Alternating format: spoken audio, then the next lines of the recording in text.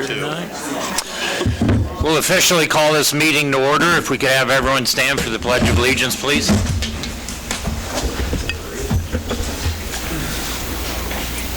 I pledge allegiance to the flag of the United States of America and to the republic for which it stands, one nation, under God, indivisible, with liberty and justice for all.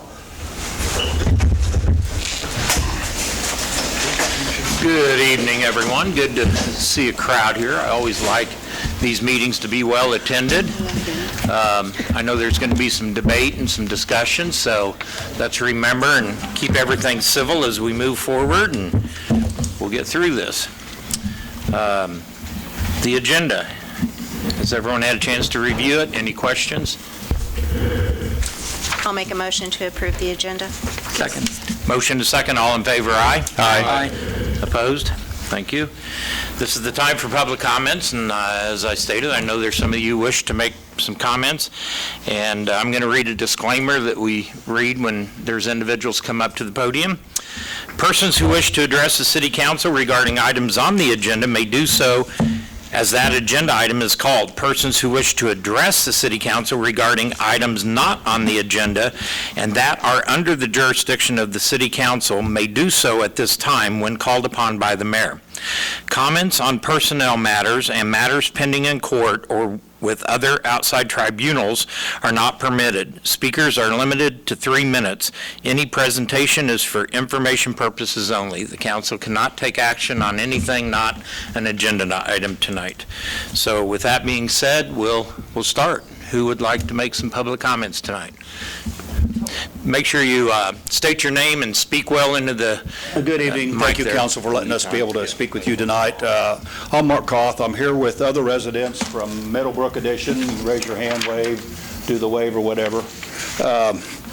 We're here to voice our opinion on an Oxford House leasing in the property of 810 Middlebrook Road. We are upset that no one in our neighborhood of 38 houses was notified that this was happening. We are presenting 38 signatures stating that we do not want a drug and alcohol recovery house to be allowed in our addition. It is strictly forbidden in the covenant of our HOA as a single-family housing allowed in Middlebrook. Our understanding is this lease of the house to Oxford House Organization will ask for up to 8 women with substance abuse problems to live in the house. Current city codes for a residential neighborhood only allows for 5 non-related renters to occupy a home. We're at the least asking that this current code be strictly adhered to. Some information about the Oxford House homes. It is normal for up to 75% of the residents to have a criminal record. There's no background check on these residents who will be in this house. So our neighbors will be transient residents. Most residents are in and out of these houses within 12 to 15 months, all of whom have had a variety of legal, social, and emotional problems. There'll be no professional oversight of the residents within the house, as the residents are self-governed. There is about a 35% relapse rate of Oxford House residents, which means that there will be residents that are booted from the home and released into the Iola community. Where are these people going to go? In summary, the Oxford House will be bringing into our neighborhood mostly non-local transient residents, some who have had criminal records to live in a house that was not designed to accommodate up to 8 women with substance abuse problems. The Middlebrook neighborhood is asking for the City Council to do everything it can to prevent this from happening. Thank you. Thank you, Mark. Good. Good evening, everyone. My name is Dennis Scahan. What he said. So basically, I'm saying the same thing. A little bit about Meadowbrook. As far as I can determine, it was established sometime in the early 60s. There are 38 homes in that neighborhood. I have lived in that neighborhood. I have a Carpenter Street address because it's one of the first homes in that neighborhood, and we live right at the opening to the Meadowbrook. I've lived there 43 years. It has always been a single-family residential code. As all of you probably know, it's a circular neighborhood. It makes for a good walking trail. The kids love it to ride their bikes around that neighborhood, and then also the Meadowbrook Park And the pickleball facility, what used to be the tennis courts, that's also part of the neighborhood. So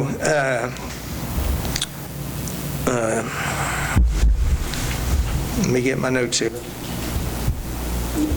Okay, so now, almost 60 years later, someone is coming in and proposing to change that from a single-family residential neighborhood to one that has a sober living facility in it with up to 8 substance abuse renters, and in a house that was built for a single family back in the 60s. That would, if that is allowed, that would violate Iola's Residential 1 code, as it calls for only 5 non-related residents to live in a single-family home. As you can see from the attendance here from the neighborhood people, it has created anxiety, fear, and stress for almost everyone in the neighborhood. And this is to benefit, and I'm not saying whether these houses are good or bad, but it will benefit up to 8 substance abuse people who are actually transients, because they do go in and out of these houses.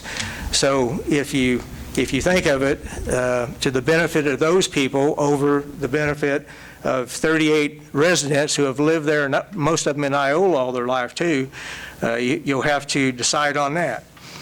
The residents of Meadowbrook ask that you support the city administration in upholding the current zoning regulations, and we also suggest that you may want to create a task force to review and address this type of problem in the 5 future. seconds. It's going on in neighborhoods all over the country. A lot of these city Time's up. Okay. A lot of these cities address this by creating task force to look into it. Thank you. Thank you, Dennis. Thank you. Anyone else?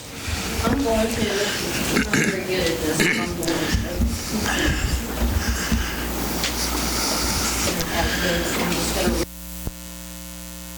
I pull that mic down. Is someone from the paper here? Yes. Okay. Make sure you introduce yourself. I'm Jan Williams, and I live at 911 East Meadowbrook. I'll just start off with this. And mine's going to be a little bit different. You are pulling a fast one on us without our knowledge. I wouldn't call the Iola paper, but I might the Chanute paper. Meadowbrook is a R1. What is an R1? Anybody know? Single-family residence. Subdivision. When was it changed to have a facility to house addictions or drugs and alcohol and or domestic abuse? The HOA has full control of what the homeowners vote to what they want. It's called a quorum. We were not notified of such a meeting called by the city council. You are forcing this on our neighborhood. Would you want this in your neighborhood? Let that sink in. Are we considered R1? You already answered that. Yeah, we are. Or are we a C1? You know what that is? Which is fine. It's commercial. Right.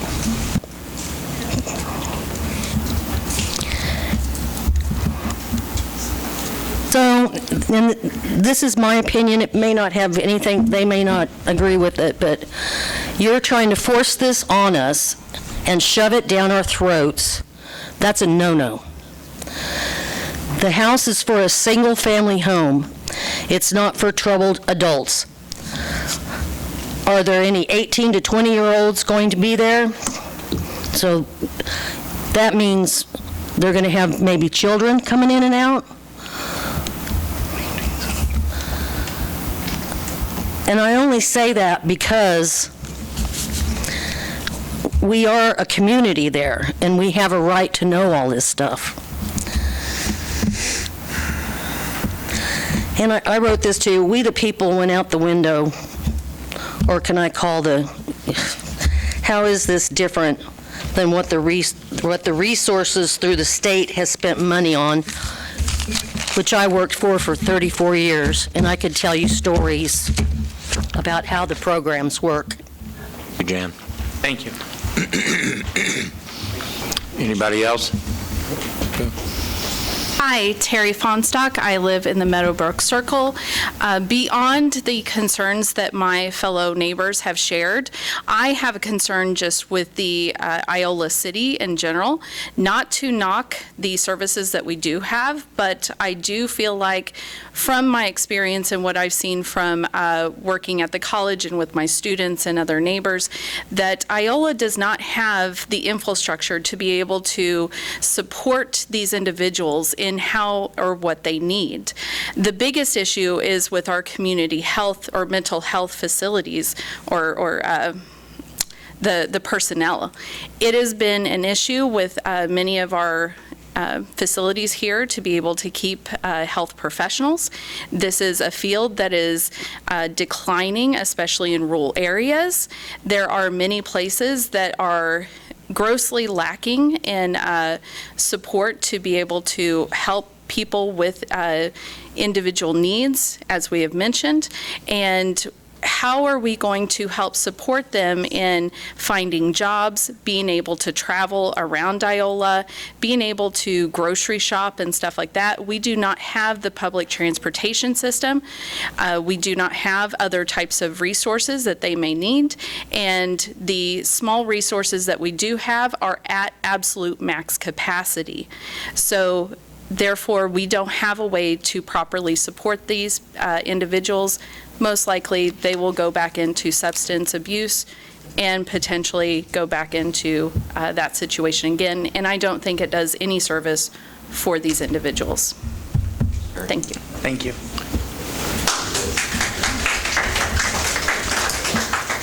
Is there anyone else? Not a comment, just a question. I'm J.D. Peck, fairly new to town. Been riding my e-bike around 160 miles so far, and it's the perfect vehicle for this town, except for some of the sidewalks and some of the, you show up and poof, there's some steps, and there's the sidewalks that are kind of like a motocross track. My question is, am I able to address that with some points in 2 weeks to raise that question up? Because I keep hitting those sidewalks on State and Madison over by that. I'm a former Seahawk fan, and I'm good. And I'm just wanting to know if that's a topic that's been addressed before in this facility or not, or am I? You can speak as they're speaking now Right. during public comments, or are you asking if it can be an has it official ever item been- on the agenda? Has it ever been a topic in the past is kind of what I'm wondering. I'm new, I've only been here a month. So it's, I don't know before my time. Came up the year before I was on council. we talked about being safe with the liability of this, the city in that regard. It's very easy to get injured on some of these. If it was yellow paint, it would be a big improvement, and I'm sure I might have others that echo that. So I just wanted to know if that's an addressable topic. I'm not really addressing it officially, I just ran over here and stuff, but in any event, that's all I had was just that question to know if that's okay to do that. I'll talk. You can talk with Corey, stop by Yeah, and that'd be talk to great. Corey, and we I can love go from Iola there, stuff. because As a shameless plug, if anybody wants to see the parade imagery, it's at iolarocks.org. It's a landing page for all things Iola. Anyway, thank you. thank you. Lee, 3 minutes.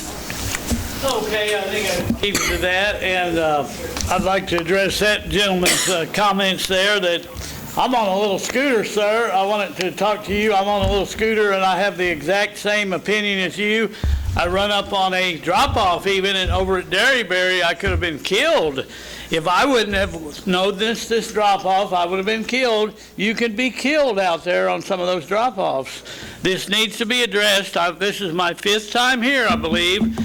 You can see me online. I've been very respectful, but I've had no response to any of this for the most part. The mayor has been very good about calling me back. A lot of the guys won't call me back.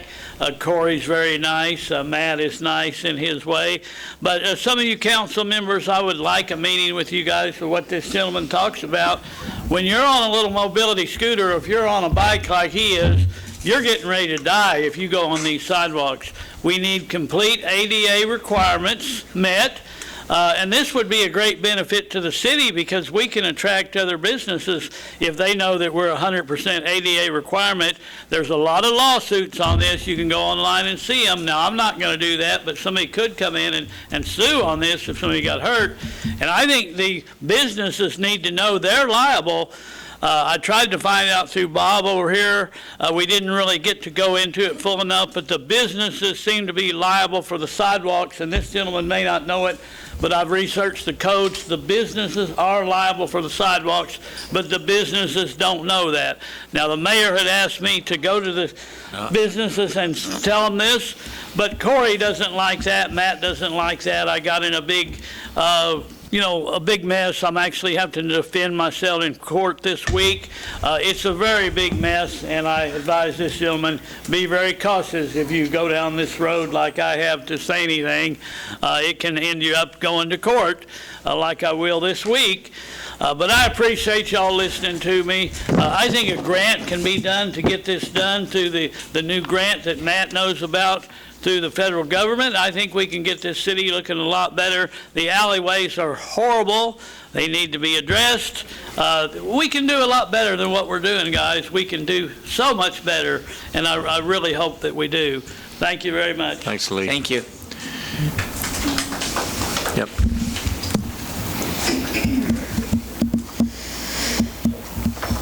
I'm Connie Kaysen, and I live in Meadowbrook, too, and I just wanted to present this petition that we have 38 signatures from the neighborhood that don't want a recovery house in our neighborhood.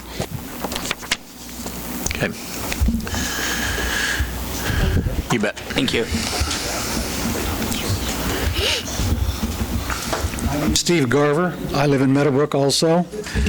I have a series of questions rather than statements. First off, I'd like to know if I guess there's no supervision of this house. I understand that it was kind of slid under our noses where we didn't really know that was going on until it was already in the works. And some of the things I'd like to address is there is already a known drug house in Meadowbrook that's on the other side of the circle from where I live. And the police have been there numerous times and arrested the people that live there several times, and to no avail. He doesn't always park in his driveway. He parks down the road, and he just keeps parking different places. Wonder what is going to happen with this house. Is it going to are these people, where are they going to park? The house has one driveway. It looks like 2 cars can fit in it. There is road out front, but are they going to park there? Or like this other guy that does across the other side of the circle, park anywhere so it's not in front of his house, which is discouraging for some other residents.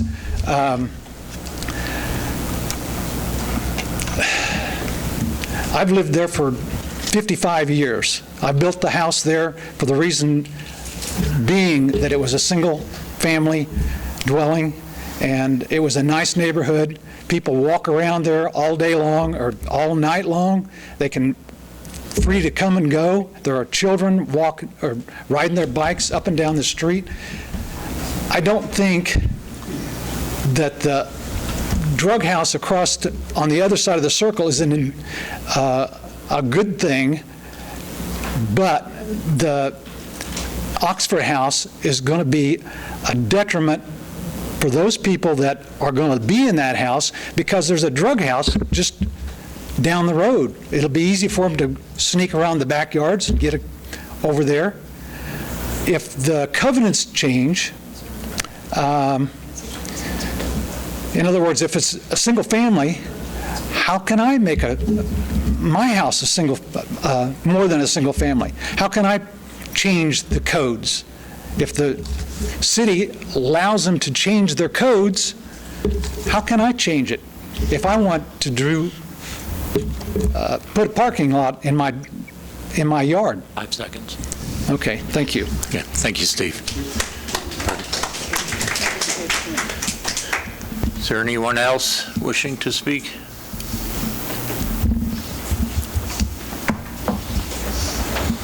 Thank you, Your Honor. Members of the council. I do not live in Meadowbrook.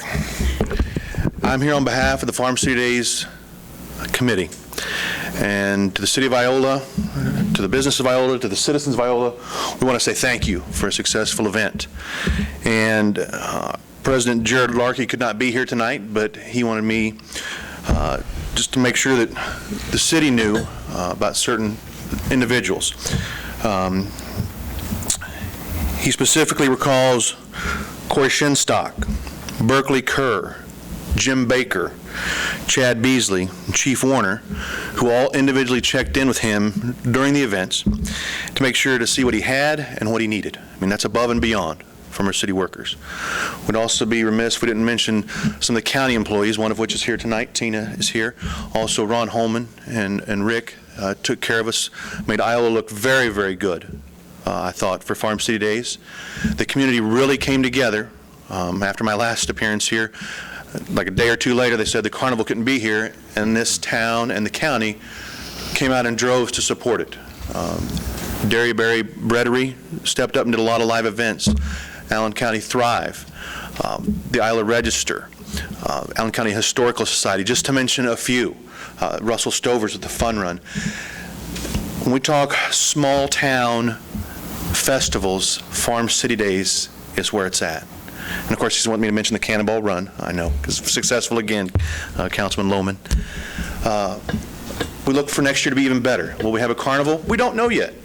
But I will say, without the carnival, we think the festival turned back to what it was. There was a lot of socializing. There was more talking, more family interacting. There was more games and stuff for the kids to do as opposed to ride on those expensive rides. I mean, we had several organizations from Iola donate money to do those events for free. And so from the few of us in the Farm City Days Committee looking for volunteers, we want to say thank you to the council and thank you to the businesses and all the citizens as well. So thank you. Likewise, our thanks to those who step up and serve on that. I believe you guys pretty much meet all year and start planning, so it's great to have volunteering individuals out there. So you guys played a big role in its success, so thank you as well. And I know you said no questions, but there has been suggested possibly a dunk tank with the mayor on it for next year. Yes. Maybe that could be an agenda item. I challenge you. You know, one for one. Your Honor, I'm certain we could do that. I would do that. So well, thank you for your time. Thank you for the feedback. Appreciate it. Yeah. Anyone else wish to speak during public comments? Good. Hello. Well, my name is Robin Lohman, and me and my husband are the owner of that house. So I guess first I'll apologize again. This got out ahead of us, so to speak. Normally we canvass the neighborhood ahead of time. We have one in Pittsburgh. It wasn't really an issue. So this is a little bit shocking. Some of the reasons that Dennis Gahan mentioned of the community of the pickleball court or the tennis courts and the park, to me that shows what an excellent place it is for a recovery house, for the Oxford House. There's loving people that live there, they maintain their environment. Those are all things that Oxford House looks for a successful environment. And I am super excited about it. I think we need this in the neighborhood, in our community. I have a personal passion for safe housing for women, and this definitely fits that passion. And another thing that Dennis mentioned was, I'd spoken to him briefly, well, not so briefly, but this Oxford House is evidence-based. There's studies that have been done on it, multiple layers. He asked if they ever asked the neighbors, which I thought that's actually a good question, but in fact they have done that. So I just screenshotted a part of a study. We found that neighbors who lived next to an Oxford house versus those a block away had significantly more positive attitudes towards recovery homes, the importance of individuals in recovery to have the ability to live in a residential neighborhood, neighbors' roles in providing a supportive environment to those in recovery, a self-run recovery home in their block.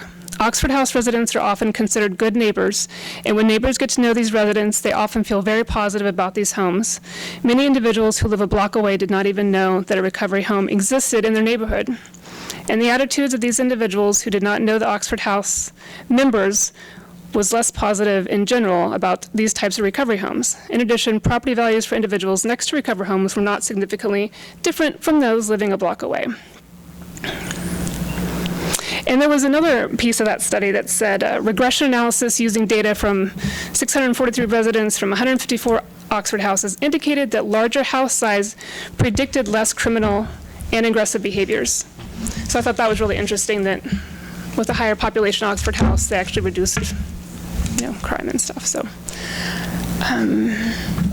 I do have Kasia from the Oxford House as well as Raquel. They're here to kind of field any kind of questions. They're obviously more familiar with the structure of Oxford House and why it's so successful. Also, Oxford houses are self-sustaining. They're not going to be funded by government entities, neither locally or federally. So it is a very good model, and I support it, and that's all. Thank you. I had one more thing to say. You had your 3 minutes. Sorry. We have to keep moving on. This is public comments. It's not on the agenda, so we've got to keep a tight agenda on the topic. Hi, I'm Deb Greenwell, and I'm with the Meadowbrook Group. As has been stated, we just kind of were shocked when this was happening in our neighborhood without our consent and without it falling into our HOA. But I just wanted to talk about a house that's in my daughter's neighborhood. It's a block down from them, similar to Oxford House, and it's a recovery house for women. Like the Oxford House plan here is that the residents can bring their children. And they have a very dear friend that lives next door to that house. And just with all the comings and goings and their children, they didn't feel that their children were safe with this house next door. So these particular people left the house. They've sold the house, and now it's having a hard time being sold again. So the house is vacant. So I just wanted to let you know that we have had some experience with that in our family, and we don't want that in our area. So thank you. Thank you.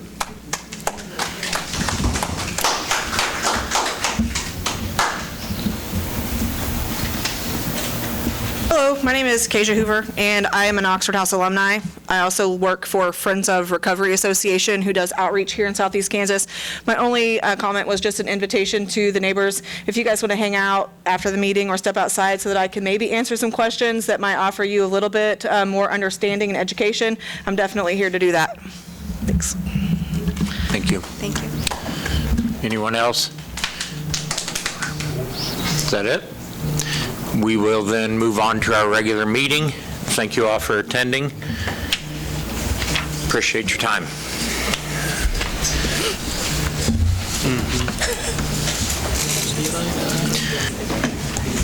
Consent agenda, council. Has everyone had a chance to review it? I make a motion to approve the consent agenda. Second. We have a motion and a second. All in favor? Aye? Aye. Who seconded? I'm sorry. Mark. I think get it all here.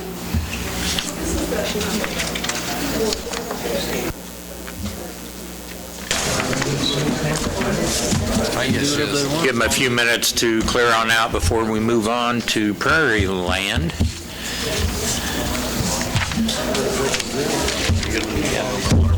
Yeah, I saw that. Yeah, fill it up real quick. And Slander. Either sell bonds or they have to come out with cash. Which I'm sure they could do. Or not, yeah. If they're, Yeah. All right, Mayor, well, let's go ahead and get going here. Yep. Well, there's really nothing in here that you haven't heard before. The consent for, or the public hearing needs to occur tonight, and then the consent, the resolution of intent to issue will be the next step after that. We have some Prairie staff here tonight. If you have any specific questions, I'll defer to them. If you have any questions about the process for issuing the IRB, we can handle it amongst staff. But there's really nothing in here that you all haven't heard a couple of times. This is just the actual paperwork time to get that ball rolling. Yep. So is this a motion to just approve the paperwork, or is this a motion to set up No, well, first of all, yeah, first of all, we need to open up the public hearing. Open up public hearing. Yeah, and then, we need to open, and then if anyone wants to speak, they can, and then you close after that, and then the next step would be that resolution there. This hearing is officially open. Does anyone wish to speak? Looking for anybody? The room got small. Not even we're there? Donna, anything positive about what's happening? Any history on it? Iola's landscape has grown? Speechless. You had to poke that. After I've been here for years and years and years coming to council, I have been so upset with that man talking about how bad the square is because I've worked my butt off on that square. Okay. Prairie Land's not the square. You cheated there. You're thrown out of this hearing. All right. Having no comments, no discussion at this time, we'll close the hearing, and we'll need a motion and then a roll call vote. I'll make a motion to approve a copy of the notice of public hearing and resolution number 2023-23 issuing taxable industrial revenue bonds for the stated project for AVE-PLP Properties, LLC in an amount not to exceed $14 million. I'll second. Motion second. All in favor? Aye. Opposed? Mayor. Sorry. Jumped ahead. Joelle. Aye. Kim. Yes. Joel. Aye. Josiah. Aye. Mark. Nick Loman. Yes. Carl Sloth. Nick Kinder. Aye. Okay. Easy peasy, lemon squeezy. Congrats, guys. Did I see a construction trailer up there and some stuff happening? Sure.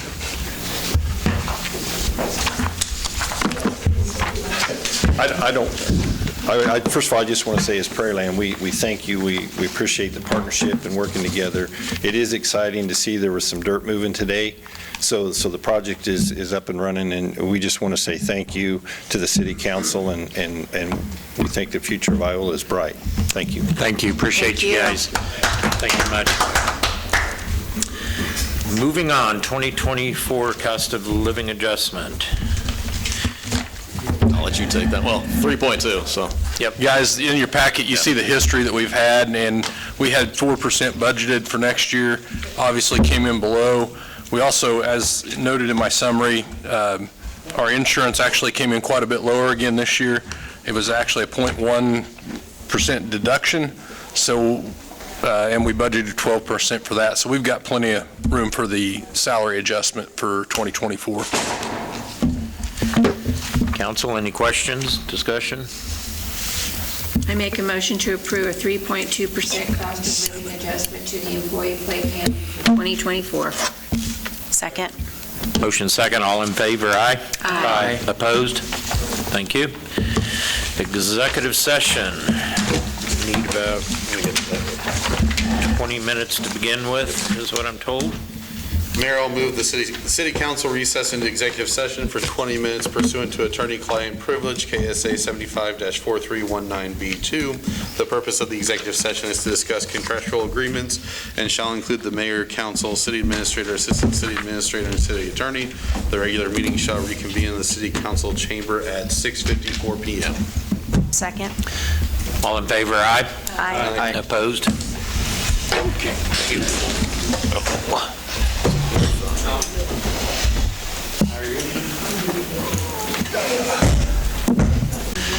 Is that all you need? Are we good on our time, Roxanne? That wasn't recorded. Yes. That's all you need? That's all you need from me? Yes. We have a couple minutes left. Oh, you cut it short?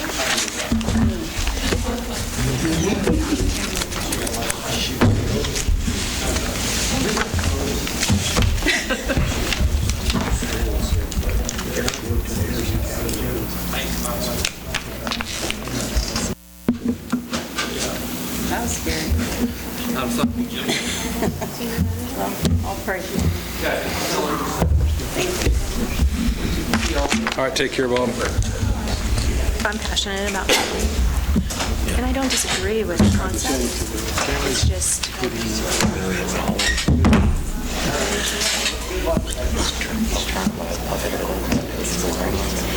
Yeah. Oh, you need to have covenant meetings periodically. Yeah, it's pretty the cool. first one in 30. Yeah, if that's for... 7:04. We good? Good to go. All right. A reporter. We're out of executive session. There'll be no formal action taken at this time regarding executive session. Moving on to council and administrator reports. Got to go this way this time. Nothing. No. Speechless tonight. Okay. Carl? I could give my life history, but I guess I'll... Thank you. Nothing. I was just going to say I'm glad that the county has taken up recycling, at least a part of that, and I'd like to see where once they kind of get a better idea of where they're going, see what we can do to align with their efforts to make that successful and make our program for us successful as well. See what we can do. That's all I got. Thank you. Yeah, I've got a few things because I missed. Surprise, Ken. The first thing is with warming centers. Looking and having met with a few people, getting private industry to participate is probably going to be a no-go, at least in the beginning. And also talking to Jason Trego, might have mispronounced his last name wrong, I'm sorry. If we do overnights, we have to have security available, along with a few other things, and so my thought would be 7 a.m. to 7 p.m., essentially within somewhat of the working hours, and then probably this building and the Silas Bass building, if we're looking at buildings to utilize. I don't know still don't know the full rules and everything that need to be followed, but just allowing people during the daytime a place to go to warm up. We've discussed it before that some in the community believe the homeless population to be more so quote unquote couch surfers. And so that allows them somewhere to go during the daytime when the people that they're with may be at work and unavailable. And so that's what I have concerning warming centers. Holidays, I did miss last meeting due to work, which I apologize for that, but I would like to discuss that a little bit more, maybe at the next meeting, because looking at just how our calendar falls, I would like to look at giving July 5th off because it's a Friday, and then also the day before Thanksgiving, the day after Christmas, just to allow our employees more time with their families. And that's what I have for those. And then it actually got brought to my attention, the newspaper article about the plane crash. And that we've annexed, or we're in the process of annexing part of the airport, right? We already know. When sewer's done. And there was some concern about if there was a fire out there in our part. We respond to it already, wouldn't we? Yeah. Already we serve that area. Okay. So they'll get training on D2, anything to do with airplanes or the such, like if there's a fire. Yeah, I don't know if there's any specific training for firefighters for airplane fires. I guess fire's a fire, no matter what structure's burning. I can ask Chief. I know they get. Big a fuel tank right there would be scary. They get hazard training already. Yeah, right. You know, your semis and everything they carry, so their And they do common knowledge hazmat training and would stuff, so I mean, transfer it's- over to that. Right. Okay. And that was the I can only ask other concern with that was when we do annex the airport. Other than that, I think that's all I got. Thank you. Congratulations to Toby. Yes. 30 years. Keep him happy, keep our water clean. Yes. Joel? Nothing tonight, sir. Thank you. Kim? Farm City Days was wonderful. I was so impressed with everything they had down there. Took a lot of work, but it was really good. And congrats to Toby on 30 years. Thank you. I'm going to be Josiah tonight, so I apologize, but I know, Kim. First of all... How could that be a bad thing? Yeah. It would or would not be a bad thing. Okay, I'm going to get to business here. Don't distract me, squirrel. Okay, first of all, my husband was out walking on Friday afternoon, and he came to me and told me that I needed to mention a particular employee, Jason Franklin. My husband witnessed a citizen who fell off of his bicycle that was riding on the street, not the sidewalk, that he was east of the courthouse on Jefferson, and he hit his head on the street, causing him to have a cut over his eye. Sorry, I'm reading my husband. He's very specific. 2 other ladies helped him, as well as Jason. And Jason loaded his bicycle into the truck and drove him to the mental health office, which is where the citizen wanted to be taken, and he took the bike out of his vehicle, his city vehicle, and put it in the bike rack and helped him into the building. I know Jason has been commended many times for his going above and beyond, and I just want to publicly recognize him for that. So if we could publicly recognize him during a department meeting or something, I would really appreciate it. My other thing is, I would really like to encourage us to revisit the increasing trend we have on mobile businesses, for example, food trucks and mobile beverage trailers, and our vendor permit fee that we have as a policy, and the time frame that vendor fee is valid for. It's very trending in an upward trend. Thank you. And it was brought to my attention last week about a potential vendor wanting to come to town Black Friday for a business on the square. So I would really like to visit about that sooner rather than later to see what we can do to adjust that, to make it more appropriate for today, current times, versus what it was intended for when it was issued. And congratulations to Toby and his 30 years. And I think that's it. That was a lot like Josiah. I know, right? Thank you. Corey, you have anything for us? I have nothing tonight, sir. Roxanne, anything for us? Farm City Days is amazing. I am not willing to be part of the committee, so I would never criticize anyone. I have huge concerns every year about the kids in the camp. On the side of the street, just coming right at them. I know what a power line truck cannot see, and it just worries me some little kid's going to get run over by a pump line or a fire truck or something. Yeah. I just wish there was some way we could address. I know at one time they had clowns, people dressed up.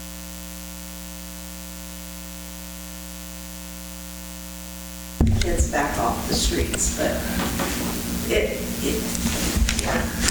they just get further. The next one's coming, and they're just moving out farther and farther, and they're both, it scares me. Matt? Yeah, one thing, before our next meeting, there will be a FEMA flood maps meeting in this room, November 7th, from 2 to 6:30. Yeah, it is. Let's see, we had our first meeting, oh man, this is my second time going through this, so they're all bleeding together. And I'd mentioned to you all that that city staff had mentioned there were some 8 areas that we thought needed to be addressed again, as in either being taken out of the floodplain or being put in. There was a couple spots we thought needed to be put in. They didn't make any changes. They kept it the same. And in fact, I think countywide, any kind of suggestion wasn't taken, and that's not a shock. Usually, it would be a shock if they actually would take the suggestion. And I don't remember the numbers off the top of my head, but they're going to be in the neighborhood of 30 to 35 new structures in the floodplain, and then 106 taken out. So it's a net 70, give or take, structures being taken out of the floodplain, which is a good thing for the city. So the new structures in the floodplain, they will be sent a letter. They got put in the mail today, actually. And the 106, give or take, will be sent a letter as well. Now, I'm assuming if you get a letter saying you're taking out the floodplain, you probably don't need to see a map showing you. You'll just take it at face value. We would imagine that people that are going to be in the floodplain will have some questions, and this room will be set up in some way. We had a meeting about it today, and I came in right as they were talking about the room setup. So I think there's a plan for how the room is going to get set up. My experience with it is that'll probably get thrown out the window, and they'll wing it the day of the meeting. And there will be staff here from FEMA, from the Kansas Water Office, Division of Water Resources, something like that. It's the same 3 or 4 people. When I went through this in Seneca, it'd be the same 3 or 4 people. And there will be some flood insurance representatives here, because those new people in the floodplain are going to need flood insurance. So they will be here to discuss that. And I wanted to mention that's 2 weeks from tomorrow, but it will be before our next meeting. And again, the people directly affected have been directly contacted. Those letters were put in the mail today. Okay. Anything else? I ditto what everyone says about Farm City Days. It was good to see a nice crowd downtown, and the weather was fabulous for it. Speaking of water, any concerns from John Redmond down? Our river's looking pretty stagnant. Not that we've been told. We have discussed internally. Frankly, when we get told to worry about water, we will. Knock on wood somewhere. The weather the rest of this week will cooperate, and we'll get some rain. We talked to Toby about it, and we haven't been told by anyone above us that we need to worry about water right now. It's interesting, because there's summers that there's a little more water than you see now, and they've told us to conserve, so maybe John Redmond's dredging helped more than we realize. Who knows? Well, being a member of the Assurance District, it tells us we get amount. Redmond, I think, has got water in it, and they just have to release it to us. So, all right. If nothing further, can we get a motion to adjourn? Second. All in favor? Aye. Opposed? Thanks, everyone.